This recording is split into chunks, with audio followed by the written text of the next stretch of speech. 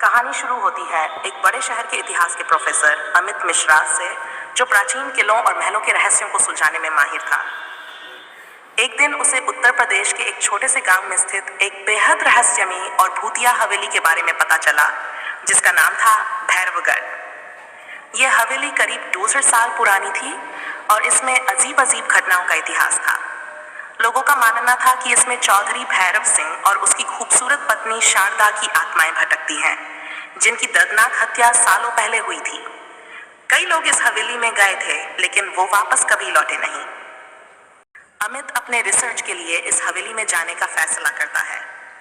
गांव के बुजुर्गों और गांव वालों ने उसे मना किया, लेकिन उसकी जिज्ञासा इतनी तीव्र थी कि उसने सभी चेतावनियों को नजरअंदाज कर दिया। उसने अपने कुछ छात्रों और सहायक नीलिमा और विशाल को भी साथ ले लिया।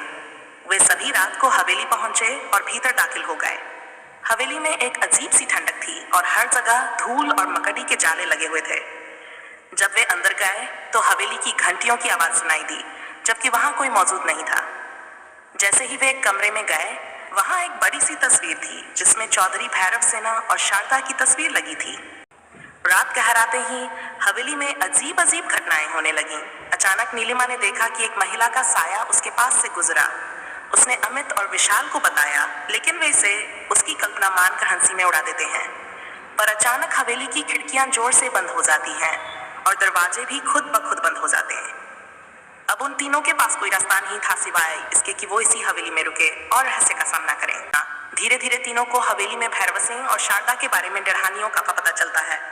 अमित को हवेली की दीवारों पर कुछ अजीब संकेत मिलते हैं, जिनमें खून से लिखा हुआ था, इन्हें सजा मिलनी चाहिए। अमित को समझ नहीं आ रहा था कि ये संकेत क्या है। तभी रात के एक कोने में शारदा की आत्मा प्रकट होती है और अमित से कहती है, यहाँ से चले जाओ, वरना तुम्हारी आत्मा भी हमेशा के लिए यहीं फंसी रहेगी। भैरव सिन्हा का भयानक चेहरा। जब वे सब भागने की कोशिश करते हैं, तभी भैरव सिन्हा की आत्मा उनके सामने आ जाती है। उसका चेहरा इतना भयानक था कि तीनों कांपने लगे। भैरव सिंह की आत्मा उनसे कहती है कि इस हवेली में जिसने भी मेरे राज को जानने की कोशिश की है, उसने अपनी जान गंवाई है। यह सुनकर अमित ने उसे चुनौती देते हुए कहा, मैं तुम्हारे राज को उजागर करके रहूंगा, चाहे मेरी जान ही क्यों न चली जाए। अमित ने अपने छात्रों के साथ मिलकर हवेली के तहखाने में जाने का निर्णय लिया।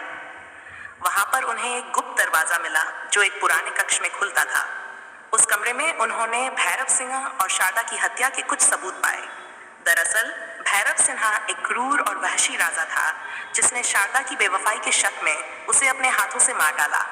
उसकी आत्मा ने हवेली में आतंक मचाना शुरू कर दिया और जो भी यहाँ आया वह कभी वापस नहीं लौट पाया।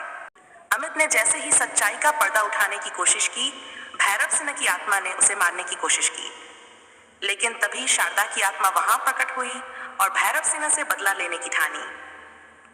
दोनों आत्माओं के बीच एक भयानक लड़ाई छिड़ गई और हवेली के चारों ओर अजीब सी गूंजने लगी। अमित और उसके साथी उस खौफनाक दृश्य को देख रहे थे। अंत में शारदा की आत्मा ने भैरव सिन्हा की आत्मा को नष्ट कर दिया। जैसे ही भैरव सिन्हा का अंत हुआ, हवेली में शांति फैल गई।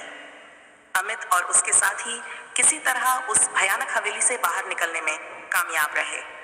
जब अमित गांव वापस आया और उसने लोगों को हवेली का सच बताया, तो गांव वालों ने उसे धन्यवाद कहा, क्योंकि अब उस हवेली का खौफ हमेशा के लिए खत्म हो गया था। लेकिन फिर भी हवेली के आसपास से गुजरने वाले लोगों का मानना है कि वहां आज भी शारदा की आत्मा घूमती है, अपने खोए हुए प्रेम की तलाश में।